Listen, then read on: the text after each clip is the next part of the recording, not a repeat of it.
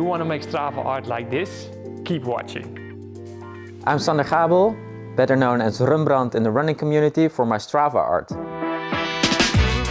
Strava art is where you create using your activities, for example running in my case, but also cycling or even using a canoe to track your route in a certain shape. And this shape is always very much prepared, so I sometimes get the question, do you just run and do it on the go? But that's really not the case, because it takes a lot of time and effort to make the perfect route in order to create Strava art. With creating the Strava art, there are really a couple different scenarios. First of all, I have one of my boys who asks, can you run a fox, for example?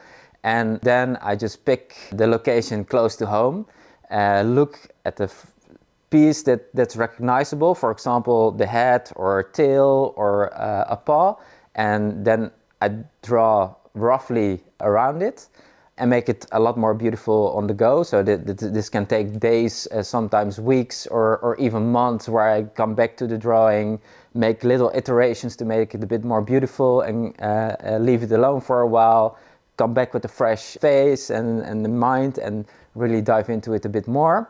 But there's also instances where I work together with a brand that asks me a very specific question, like, can you draw a 5 to 10 kilometer GPS art of our product, starting and finishing at our office? And that's the most challenging one, because with GPS art or Strava art, you obviously have the road or city grid, so you just can't draw everywhere, because sometimes you have a building that you can't cross or a waterway. So that's the biggest challenge, that you really can't use every line that you want to make. What starts as an idea needs to be turned on a map. So the way I'm doing that is use plotterroute.com, which is just a route planning app, and look for a recognizable shape like a head or a tail or paw and draw from there. But recently, a couple months ago, I was introduced to this new route sketching app called Routesketcher. I actually met up with the creator of it and ran some GPS art with him, obviously. And what his tool does is you can snap a drawing on the map, and then it creates the drawing for you. And for me, that's a really nice starting point, because it shows me where the options are. And from there, I export it, import it back to Plotterroute, and there I do the fine-tuning to make it look near anatomically correct before I'm gonna run it. So yeah, that's the way I'm using the tools to create my art. In order to create Strava art, you obviously need streets. So the more populated or more roads you have in an area, the better, and the less restrictions you have. So typically cities work very well for that. So that's why I love to draw my drawings in Amsterdam, because there's a lot of streets there. And what I really love about the streets in Amsterdam compared to like some big cities like San Francisco or Barcelona, where you have like the grid, is that we have more natural lines in Amsterdam, which makes it more easy to create more natural shapes. But the difficulty is that not everything can be made. And if you have like the city grid that you have in San Francisco or Barcelona, you can basically create anything you want, but it looks like 80s video game style. I tend to try to make it as smooth as possible, and that's more suitable in Amsterdam. Some of the ones that came out best are a killer whale that I did in Hilversum, but also this bird. And this bird is very dear to me, because not only is it my first full marathon GPS art, but I also ran it in honor of my father, who passed away a year exactly before I ran this one. And his favorite thing was watching the birds on his balcony. So when he was at the end phase of his life, we spoke about me doing running and me trying to do a marathon distance. I promised him to dedicate my first marathon distance to him, and it only made it more suitable and fitting to do it in the shape of a bird. drawings or shapes that I still would love to do, I don't know actually.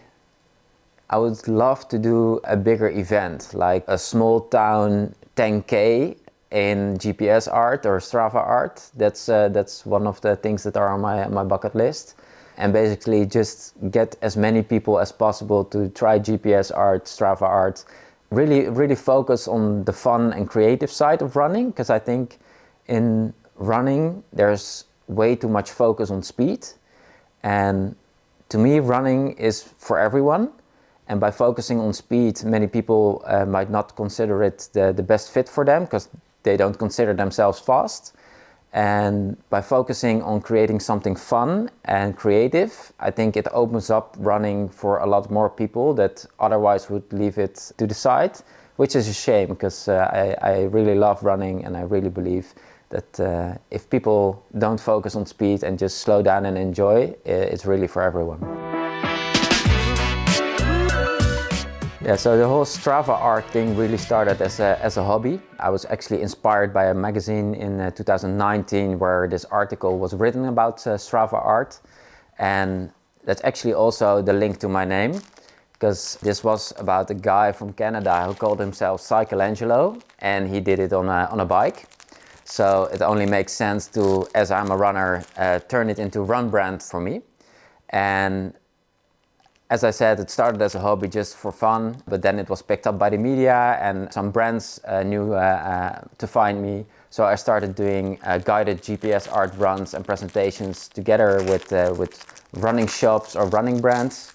And now I'm really looking forward to the first International Running Expo dedicated to B2B in Amsterdam. The International Running Expo is happening on the 4th and 5th of November. And I had the pleasure and honor to do a countdown timer where I'm counting down in GPS art to the actual expo. And I'm very much looking forward to the expo because it is a chance for creators like myself to meet with the brands, meet with the retailers, and also connect with each other to exchange ideas, learn about running innovations, hear about the latest trends in the industry. Okay, thank you very much for your time. Wait a second, before we finish, I actually drew a Strava art to run together because I know you are into running and into running longer distances. So I have 17 more kilometers to take you on. We'll be finishing there on that cycling path, which means we have to start straight there. I think we have to stay straight. Indeed. Straight lines. Sometimes those are the hardest. So it's going to be fun when there's a cyclist coming our way, but what do you do then? You'll just politely stay in your lane and accept the fact that they will potentially be angry or not understand what you're doing. And in very interesting cases, I sometimes stop to show them what I'm doing. And usually they turn into my biggest fans right away. So yeah, mostly it's alright. Alright. I think you're going to see a big difference between his line and my line. He's keeping very straight lines, finding the edge of the cycling path and sticking with it. Well, you know, I'm the lazy runner, I'm cutting corners.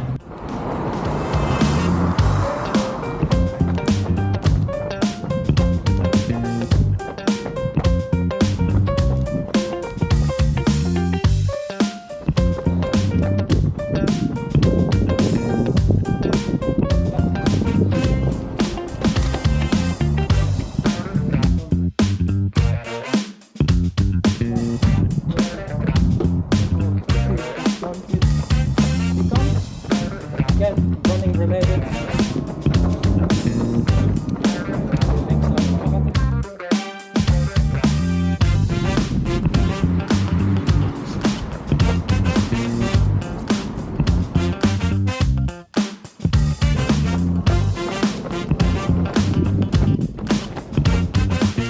Okay, that's it. And this is what we created.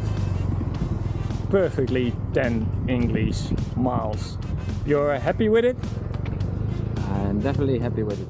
Is it normal to cut through everything we've been cutting through? Yeah, so usually it involves jumping a couple fences, crossing streets where you shouldn't, and ditching and zigzagging around some cyclists. But we survived without any injuries or any inconveniences, so job well done. It feels a little bit like freestyle running. See you for the next one.